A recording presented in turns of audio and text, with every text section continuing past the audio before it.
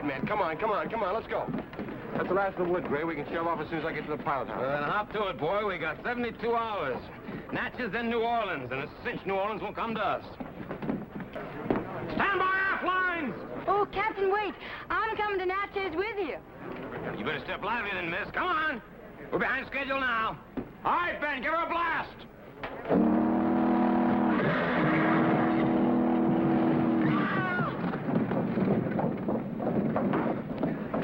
You all right, miss? I was until some nitwit blew that whistle. There's 300 pounds of important freight on that wagon.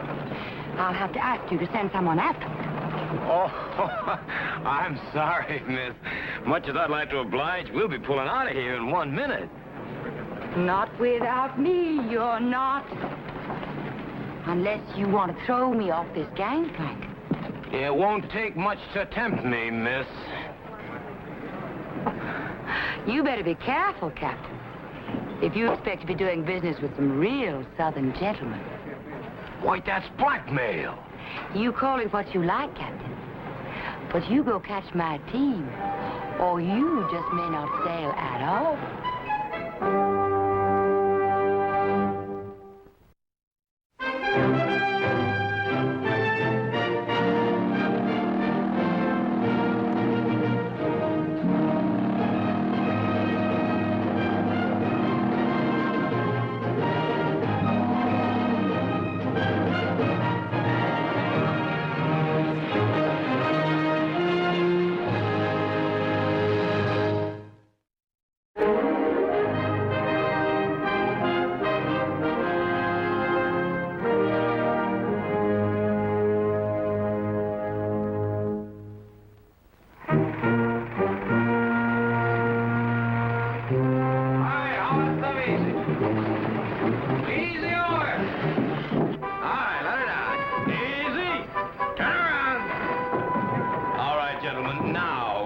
Pull the gangplank. Gas off lines, forward! Aft! All right, Ben, it's all yours. All right, let's clear this cargo. Logs?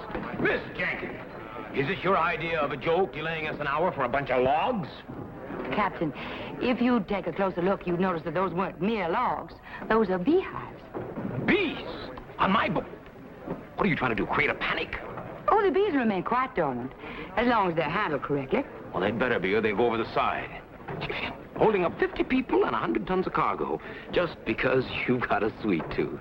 Oh, well, I'll admit the European black bee produces delicious honey. But their real value is in cross-pollination. This lot should increase the yield of our orchards 200–300%. Oh, bully for the Europeans. All right, Travis, there's no more room for this in the hold. You better stow in the engine room. But wait. Engine room? You know that noise and heat and vibration? Oh, I'm sorry, Captain. I can't let you do that. Oh, well, how are you going to stop me this time? More blackmail? If necessary, yes. Well, suit yourself. But the next time you climb up on that gangplank, just remember one thing. The other end will be dragging in the Mississippi. In the engine room, Travis.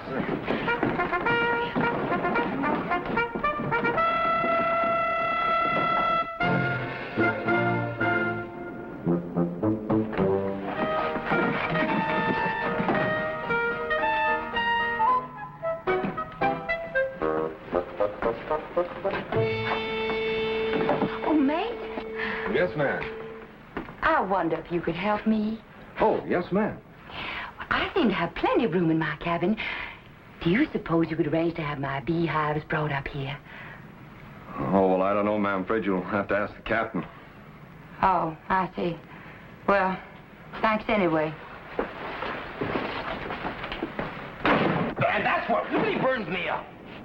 We could have been going through this water at full speed. Broad daylight. If it hadn't been for that queen bee and her playmates down there. How a woman can be that beautiful and still be so exasperating, I'll never know. Bring logs on board. Even trying to trick my mate into putting those bees into her cabin. Going behind my back, sweet-talking my mate.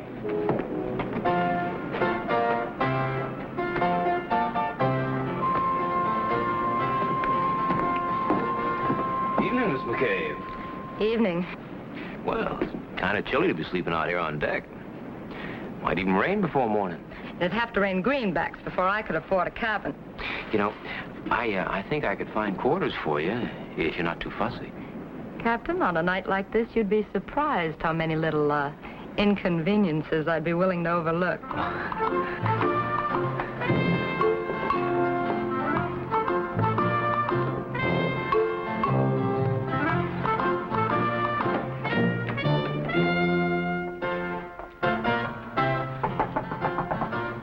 Yes?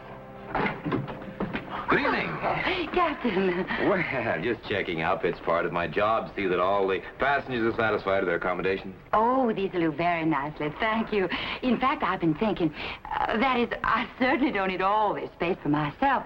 And if you have no objections, I'd like to... Share it with someone? Well, now, isn't that a coincidence? I have your new roommate right outside. My what? Your new roommate. Miss Jenkins, Miss McCabe, Miss McCabe, Miss Jenkins. How do you do? I get by. Well... Thanks, Captain, for everything. It was my pleasure. Good night, ladies. Sleep tight. That Captain Holden, he's full of surprises. Not half as full as he's going to be in a few minutes.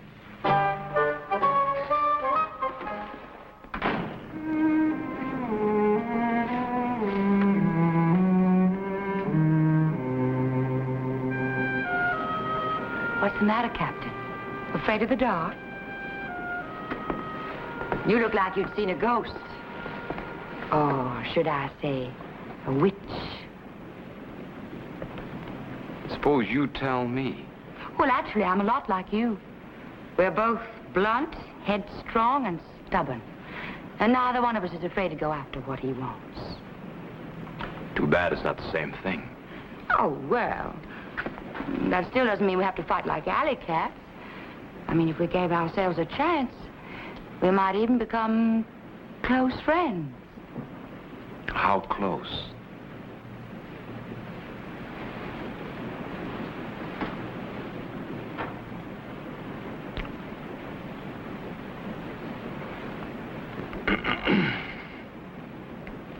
What am I supposed to do now? Slap your face and call you a cat? Is that what you usually do when you kiss a girl? No, not usually. Tell me, what are you trying to prove? Well, how unimportant our differences are. They can be swept away by a few seconds of labile juxtaposition, completely devoid of reason or meaning. You make it sound like a scientific experiment. Aren't all first kisses experimental? Not that I'm denying a certain amount of pleasurable stimulus on a purely impersonal level. Well, in that case, since I haven't lost the touch. For the time being, I think we should talk. Oh? About my new roommate. Oh. About your new roommate. It's nothing personal, but if you could find her a private cabin, I'd be happy to pay for it myself. Not a chance. We're all filled up. Oh, there must be some place she can sleep. I need every inch of space I can get. Yeah, I know, for the bees. You know, this whole experiment was just a way of finding a better beehive now, wasn't it, huh? Oh, Gray, be reasonable. There's plenty of room in my cabin. Now, is it really so much to ask? Ask? You've never asked me for anything. You blackmailed your way aboard. You tried to tell me how to run my boat. And now you think you can bribe me with an amateurish kiss? Now, what was that supposed to be, Miss Jenkins? Another experiment? Amateurish.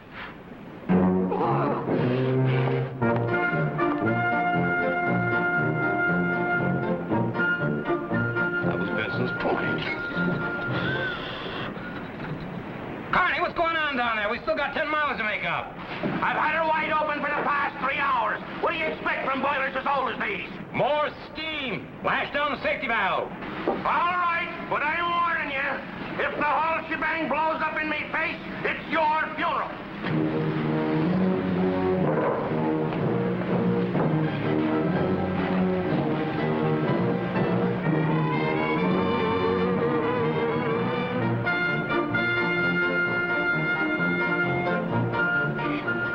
Captain Holden, may I speak to you for a moment? Well, I thought we covered everything pretty thoroughly last night. Well, last night, I didn't know you were risking the lives of everyone on board this boat. Now, can you deny you've been running at top speed for hours with a safety valve locked down? Well, why should that bother you? Well, without a way to draw off the excess steam, those boilers will blow up any minute. I'm worried about my bees. Please, Miss Jenkins, I can assure you there is nothing to worry about. I wouldn't be so sure of that. And for your own sake as much as mine, get those bees out of the boiler room. Oh, I intend to. Oh, well, then what are we arguing about? Just as soon as we reach Natchez. Good day, Miss Jenkins.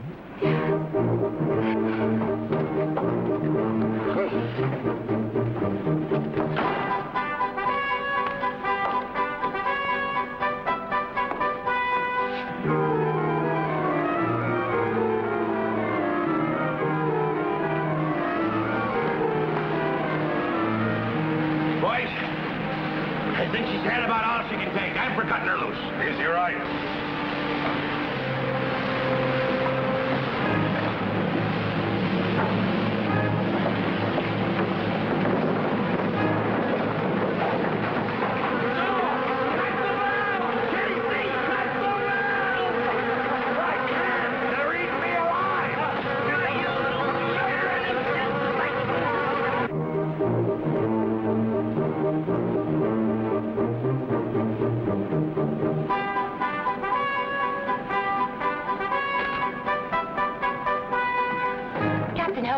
I am warning you for the last time. You get those bees of mine up here on deck, or I won't be responsible for what happens. And I'm warning you, as long as I'm captain of this boat, I'll run it my way. I've got a deadline to make, and I intend to meet it with or without your interference. Yes, Carney, what is it? Carney?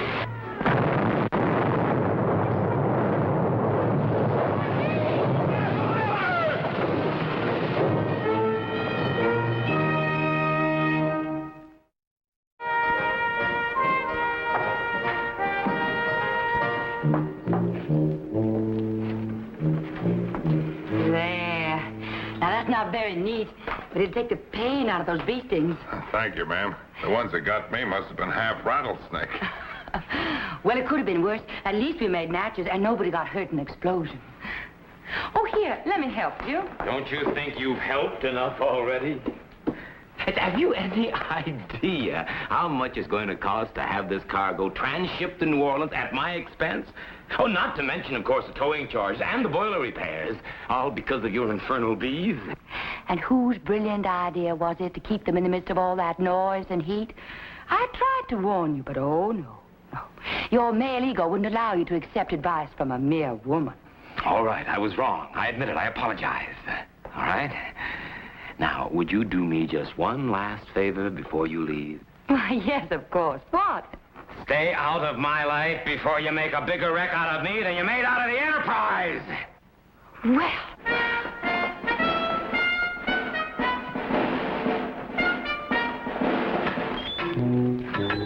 There you are. As good as gold. Ought to be made of solid gold at your prices. Beggars can't be choosers. Which reminds me, in case Holden finds himself a little short, you might remind him there'll be 6 policemen stationed on board, just in case he tries to skip out without paying his bill. Don't worry, you sniveling miser. You'll get paid. Hurts me to tell you, but Gray's out raising your blood money now. Come on, you riverboat, carry me, carry me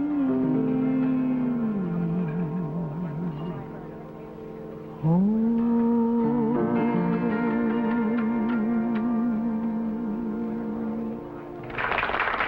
Well, that's it, folks. I've got to go back to work. Well, that was a mighty pretty song, huh? Sorry to keep you waiting, gentlemen, but business before pleasure. Shall we make up for lost time? Deal them right out, yeah? Full house. King. Gentlemen, it's been a pleasure. It has indeed, Sim. And all mine. 4 deuces. Oh. Well, easy come, easy go. Easy come. Gentlemen, I'm afraid I'm fresh out of cash. No need to run on that account. Your marker's good with us. Up to a reasonable amount, of course. Well, would you say $2,000 would be a reasonable amount? It's is your deal, Captain? No, I wasn't referring to poker, Dubois. But I'd certainly appreciate that loan. It'd just about cover the repairs in the Enterprise. What's so funny? Gray, your $200 is the first hard cash any of us have seen in months. Please, Carstairs, I'm not in the mood for jokes. It's no joke, Holden. Time the Bo Weevil finished taking his cut, none of us shipped enough cotton to pay for a first-class dinner in New Orleans. Matter of fact, the only planter around here that showed a profit was that foolish fruit farmer, Jenkins. Jenkins? John Jenkins? Yes. Has a daughter named Ellie? That's right. Oh. I take it you've met the young lady. Yes, for the last time, I hope. Well, there must be somebody else in Natchez who has $2,000. Well, there's always Amos Wheelwright if you don't mind paying 60% interest. Oh? 60%? Oh, no, Now, Gray. don't say no too fast now. It just might be worth it to stay away from Ellie Jenkins and her father. Just where do I find this Amos Wheelwright? What kind of a game are you running here? I saw you sneak that card from the bottom. That's a lie. I never dealt a crooked game in my life. I know what I saw.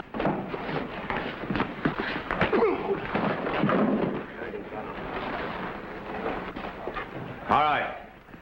Anybody else want to question the lady's honesty? Well, then, gentlemen, sit down. You all right? Thanks, Captain.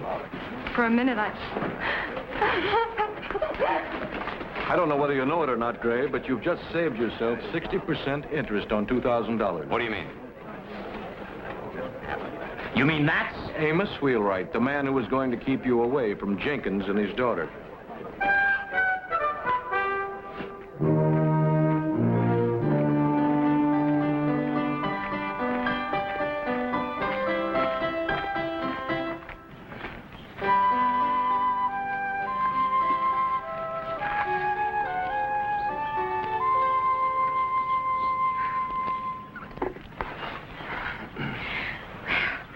What are you doing here? Well, it was such a lovely day that I thought I'd ride out and eat a little crow. Don't you think that's foolhardy, Captain? After the wreck I made of the Enterprise. Well, the boat wasn't too badly hurt, and since it's been fixed, I've been thinking... That we could patch up our differences as well. Well, just how do you suggest we go about it? Well, until we become really close friends, I guess we're stuck with the pleasurable stimulus of labial juxtaposition.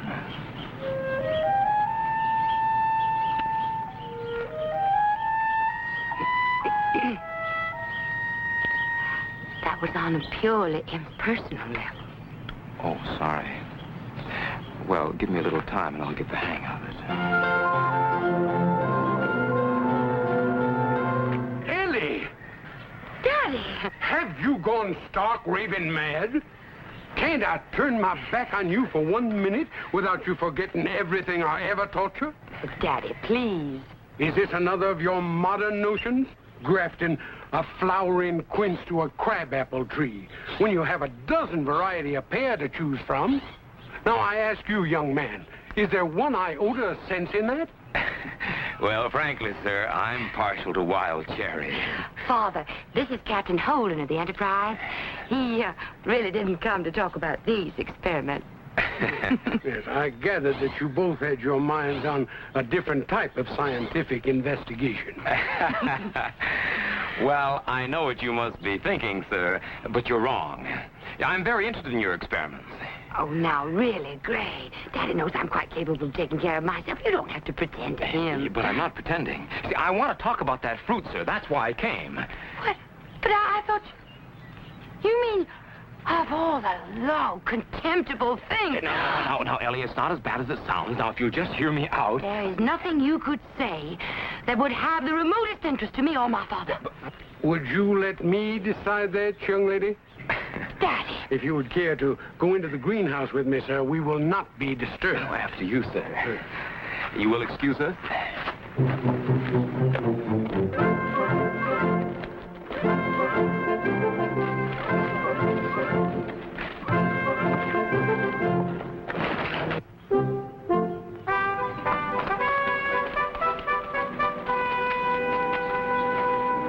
It'll be a good 2 months before the apricot or the peach crop ripens up north. But right here and now, you've got 100 tons of fruit you can't even give away. Now then, what I propose, sir... Excuse me, Captain. I think you're standing in a drag. Oh? Well, all right, just...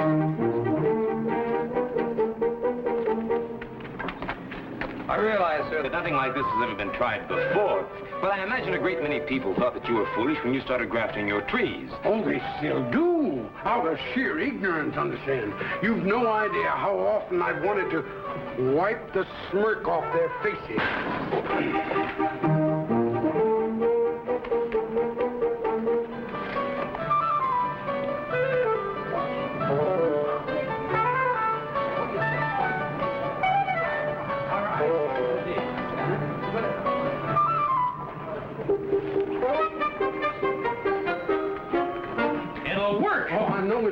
I know you... Now that you've enjoyed your little game, maybe you'll tell me what scheme you two have been cooking up together. Why, certainly, my dear, now that it's all settled. I have hired Captain Holden to ship a cargo of our fruit to Cincinnati. What are you saying? Why, that'll take 4 weeks on the Enterprise. The fruit will be nothing but garbage by then. Well, even if that was so, is it any worse than letting it rot in our orchards the way we do every year? That all depends. Just what do you expect to get out of all this? Well, eventually, your eternal gratitude right now, $2,000. Oh, only 2. Why didn't you ask for 10 with a plantation thrown in on the side? I'm sorry, Daddy, but I can't stand by and see you victimized by this fly-by-night swindler. For your information, my dear, this swindler has an idea that may make you the wealthiest ingrate in Mississippi. And whether you like it or not, I'm going to give him every opportunity to try. After you, sir.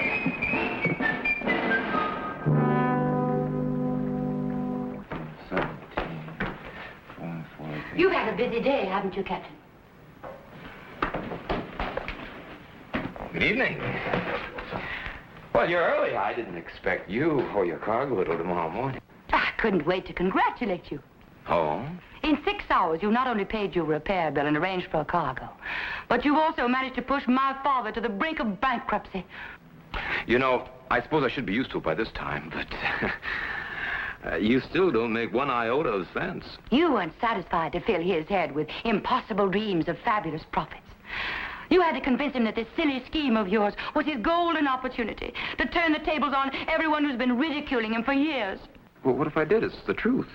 For your information, he just drew every cent we've ever owned from the bank to make down payments on the Carstairs, the Dubois, the Richardson plantations, to turn them into fruit farms, to make even more profit.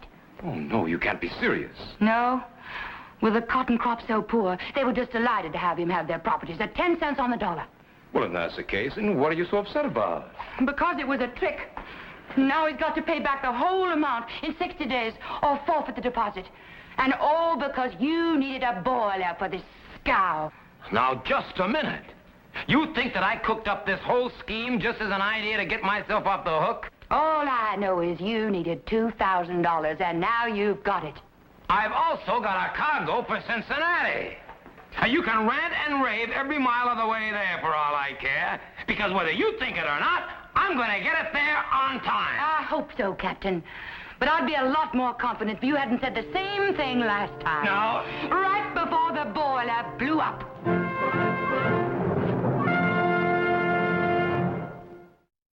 Come on, man. Come on. Move on. All right, men, hurry up. Let's go. Get these peaches out of here. Come on. Get the ice out of here before it melts. So that's what made Jenkins so sure he could raise the money. Holden's turning the Enterprise into a floating icebox. And they're both crazy. The idea had been any good, somebody used it long ago. It's probably what they said about Fulton before he invented the steamboat. No, I've seen that peat moss stunt before. You spread it on, wet it down, and makes the ice last twice as long. You better be wrong, Carstairs, considering you're the one who offered the old fool our land for a song. If that fruit ever reaches Cincinnati, we lose everything. That's a mighty big if, gentlemen. Now, I've been thinking. The Mississippi can be pretty tricky at this time of year. A good pilot could deliberately run a boat aground and nobody could prove a thing. You're barking up the wrong tree. Ben Fraser owns a piece of the enterprise. He's not about to scuttle her for anybody. In that case, we'll just have to make sure that Mr. Ben Fraser isn't around here at all when the Enterprise starts upriver. When is he coming? We were ready to leave 2 hours ago. Yes, I know that. We'll just have to make up the time when we're underway. When? Tonight? Tomorrow? Next week? I don't care if it takes till next Christmas. We cannot sail without a pilot. But you've got a qualified man aboard. The mate, Mr. Travis. He used to relieve Ben at the wheel regularly. No. Only in the safe stretches. No, he's never handled a boat in tricky water. It'd be too risky. Well, what are we going to do then? Sit around here twiddling our thumbs, listening to that ice drip? I'm going to give you exactly 10 minutes. And if Ben isn't here by then, we just have to carry on with Mr. Travis. I'm not going to run out on Ben. You don't have any choice. When we chartered the Enterprise, you bound yourself legally to carry out my orders. Oh, no. Why, that's Melissa.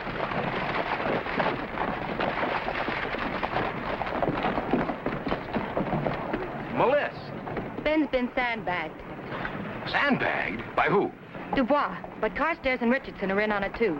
They're holding him in a room up above the Lucky Catfish till you pull out. Why, of course. If we get your father's fruit to Cincinnati on time, they'll be wiped out. How many men are holding Ben? Only one at the door. But there are plenty more downstairs in the saloon where they can keep an eye on him. Is there any way I can sneak into the Lucky Catfish? Well, my room faces on an alley. Maybe I could let down a rope or something for you from a window. Come on, let's go. Wait, you can't go all alone. Oh, sorry, Miss Jenkins. You just be excess baggage. Yeah!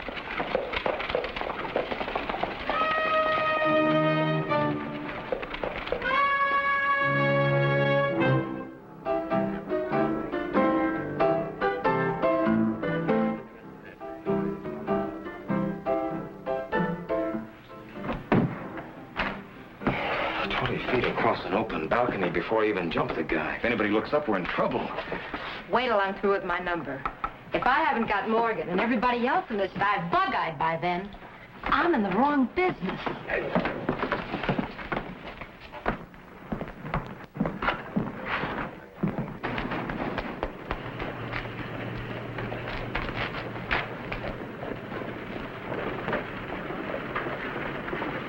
Hit it, Professor. Let's have a little music.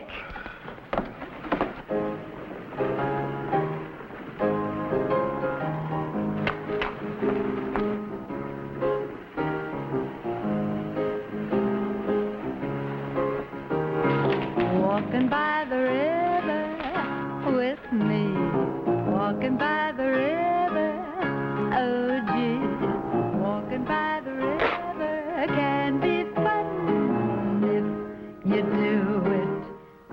it with the right one. Sitting in the moonlight, she, sitting in the moonlight, he. Sitting in the moonlight is such fun if you do it with the right one. I think I'm going to like this town. You one of the new girls for the show? Well, that's part of my job. I wonder if I could borrow your chair. No, ma'am. I've got to get this hemline straight before I go on. In the dark. Here. I'll hold it down and you pin it in place. Well, it'd be a pleasure, ma'am. Anything you think of can be Right there? Mm-hmm. There. Oh, it's still crooked. walking by the river. Shucks, I could do this all day. Oh, gee, walking by the river can be fun if you do it with the right one. What are you doing here? Just making sure you didn't botch the job as usual. In the moonlight, sitting in the moonlight is such fun if you do it with the right one.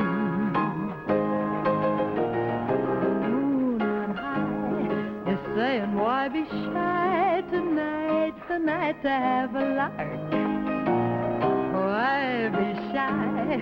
I think we ought to try. How did you ever get into a mess like this? Where you been? What? Here. Some kid told me you were in trouble. What? He was, too. If I'd taken his advice, let him bungle the job on his own. Now, if either of you sailors can tie a knot, these will be strong enough to lower the excess baggage out of the window, and we can all get started for Cincinnati.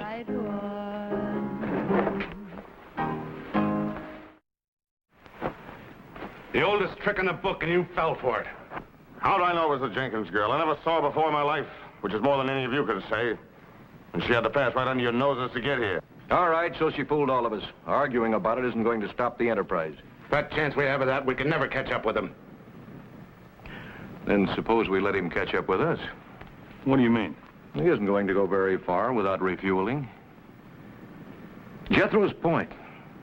Yeah, that's it. He'll have to stop there, and it's 2 days till the next wood stop.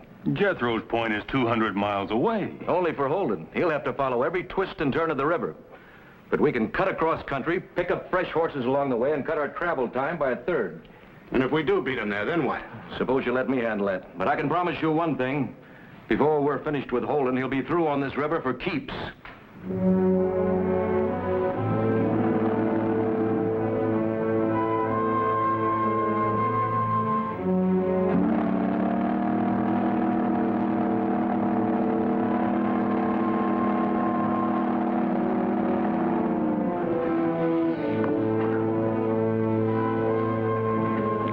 Talk to him. Go on, get in and talk to him.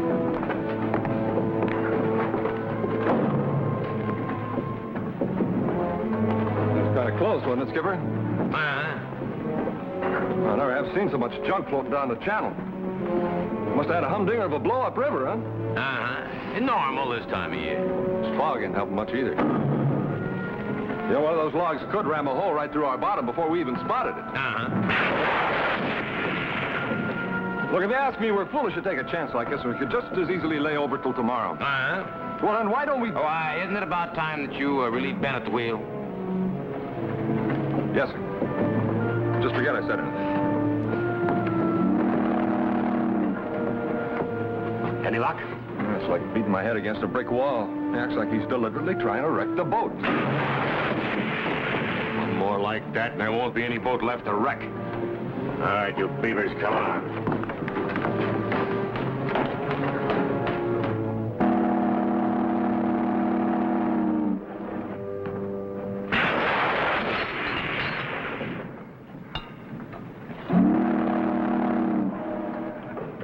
Oh, that infernal fog. How long do you think it'll last? It's hard to say. Could go away in a couple minutes, but more than likely it'll hang on until sunup. But that's not for 8 or 9 hours. Well, doesn't Captain Holden realize we can hardly see beyond the bow? Well, I guess he figures that's my worry, ma'am. Yes, but with those river packets coming downstream, we could crash head on, couldn't we? Afraid so, ma'am. A lot of good riverboats been lost in this kind of weather. Oh, I see. I see.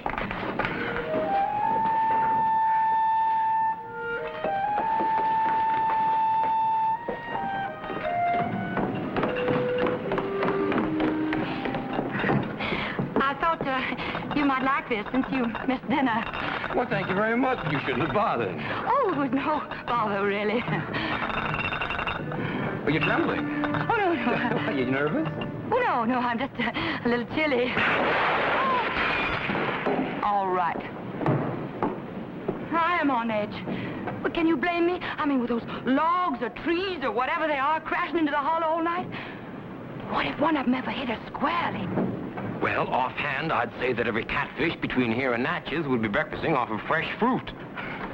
If you know it's this dangerous, why are we going on like this? Now, Miss Jenkins, please, as you yourself so succinctly put it, I have no choice. You see, under our charter, I'm legally bound to carry out your orders, and those orders were to get this fruit to Cincinnati as fast as possible. How do you suppose you can do that if this boat goes to the bottom? I mean, if you had an ounce of common sense, you'd have tied up along that bank long ago. Oh, now, is that merely an opinion? It's an order. You get this boat out of that channel this minute. Well, since you put it that way, far be it from me to ignore my legal obligations. Ma'am?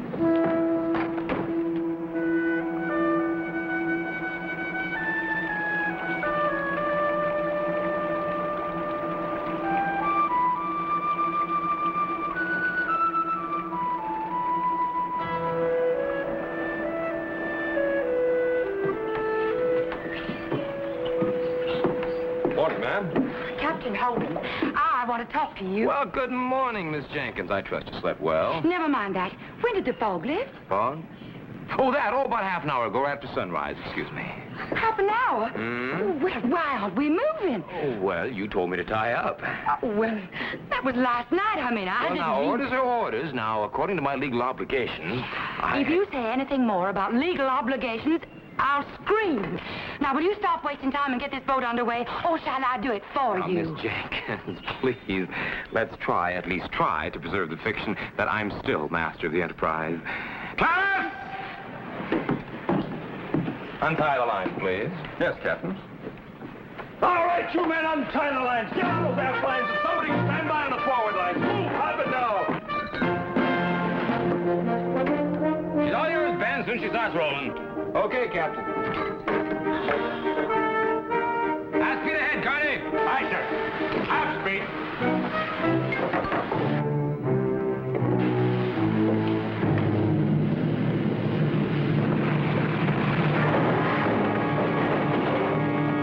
Grace is not moving. What's the matter now?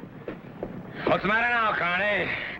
Search me. The drive shaft is stuck. Maybe we better take a look around. I'm in command here, Mr. Carney. Blast her loose. Give her everything you got. Hang on to your hat, skipper.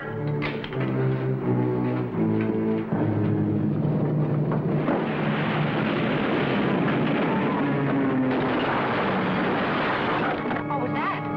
Trouble.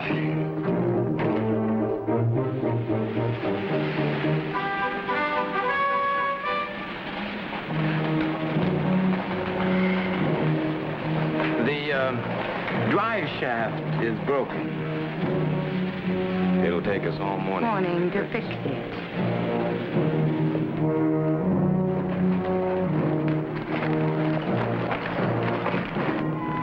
Looks like we beat him to it. Yeah, they ought to be pulling in for wood soon. Let's get to work.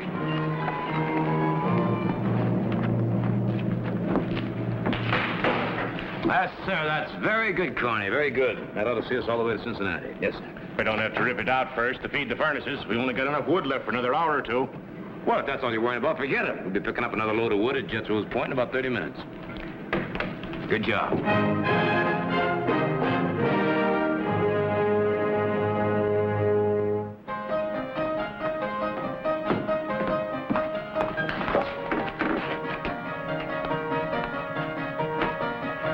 Oh, no. You're bruising my peaches. Must you be so clumsy? You're lucky I'm not wringing your neck. Whatever gave you the idea that you could turn my boat into a fruit bowl? I'm merely trying to get them to Cincinnati without spoiling. Oh. You know how delicate they are. Why, just lying still in the basket. Their own weight can start them rotting. So I thought if I could fix them so they wouldn't hit anything, I'd preserve them. Well, how very ingenious. It so happens that we've got a couple of tons of ice and peat moss aboard to protect your precious peaches.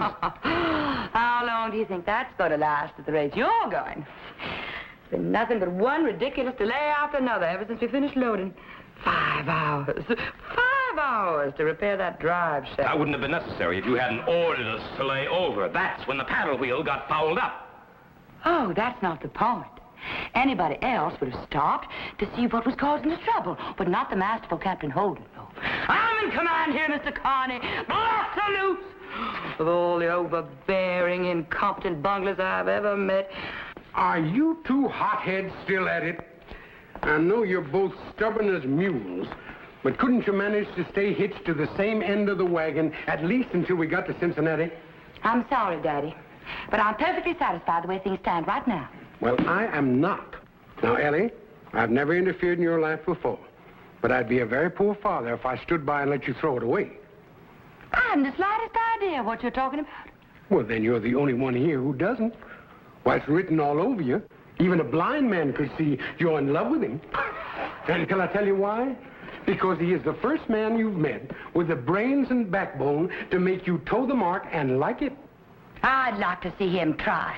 Well, now, that's the first sensible thing you've said all day. And you're not much better. Who, me? If you weren't so pig-headed, you'd have proposed to her a long time ago. Me get married? Well, why not?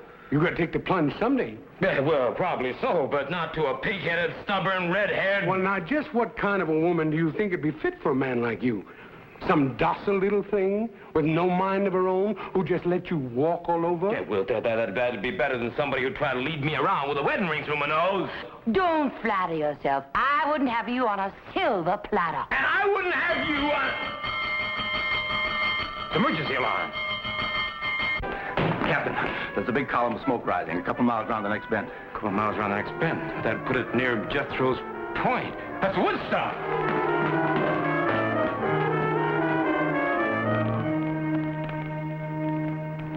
What do you think it was, Gray Indians? I don't know. We haven't got time to find out. There's plenty of wood up on the hill. It's green, but we got enough lard aboard to make it burn until we hit the next wood stop. Then you have all hands break out the axes and start chopping. Connie, you stay on board. Keep up a head of steam. Till we get the wood bins filled up, we'll take right off. Gotcha. You. That's very good, Captain. I think you've got everything well in hand. But I think I will go back and hang some more peaches. You get aboard there! Get an axe in your hand! Move, you muckers! That's it!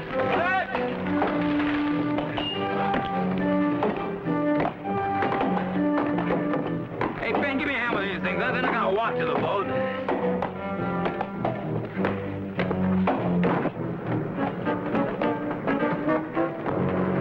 Take over the mooring lines from the boiler room. Morgan, you take the pilot house.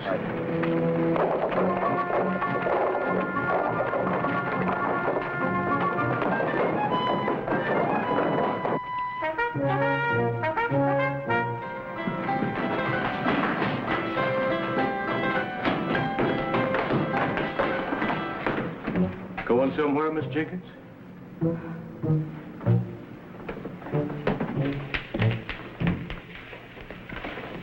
All right, get us started. We're going to take a little trip. You won't get very far in a car to wood. We don't intend to. Get going.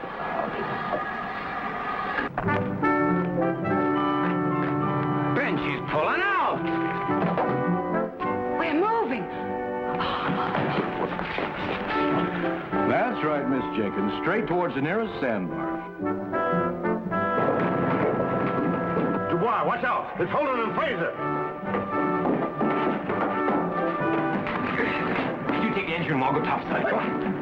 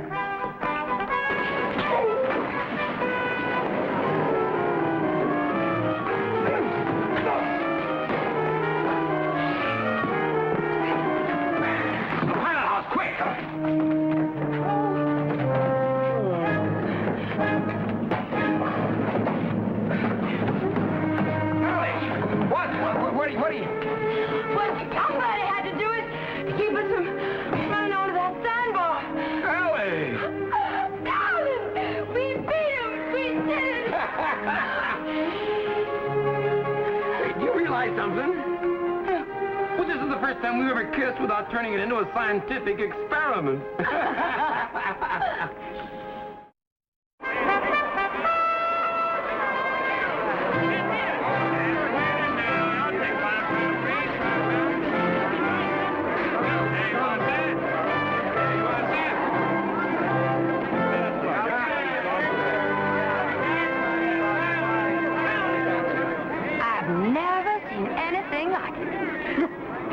at that.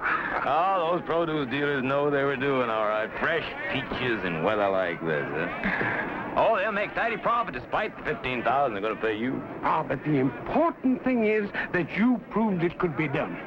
Now, we'll ship twice as many next season. And then we'll double and we'll double until we've made Natchez the peach capital of the South. Sounds like you don't intend to waste much time taking over the Carstairs plantation. Oh, well, it's a fine house, rich land. I don't know a better place for a man to grow healthy crops of grandchildren. Daddy. Oh, well, now, darling, it's a scientific fact. Now, when you two get married, arguing all the time. Yes, sir. There's nothing like a house full of kids to keep a woman from being lonesome when her husband's away. Oh? And where's my husband going to be? Oh, New Orleans, Pittsburgh, north along the Arkansas to Shoshone country. You see, in my business, you have to go where the cargo takes you. Why, I could be gone months at a time. Oh, you can't be serious. I mean, that's a fine life for a bachelor, but a family man. No, Gray. I'm afraid you'll just have to give up the enterprise. Me? Give up the enterprise? All right. And then what? I'll retire on my wife's plantation and live off her father's charity? Oh, now you're being ridiculous. We'll find something for you to do. Well, like what, for example? Pollinating fruit trees? What's wrong with that? Well, nothing, except you don't need a husband for that job. As a matter of fact, the more I think about it, you don't really need a husband at all. I think you'd be much happier with a European bumblebee. A fool! The insufferable! Unreasonable! Oh! Oh! Ellie!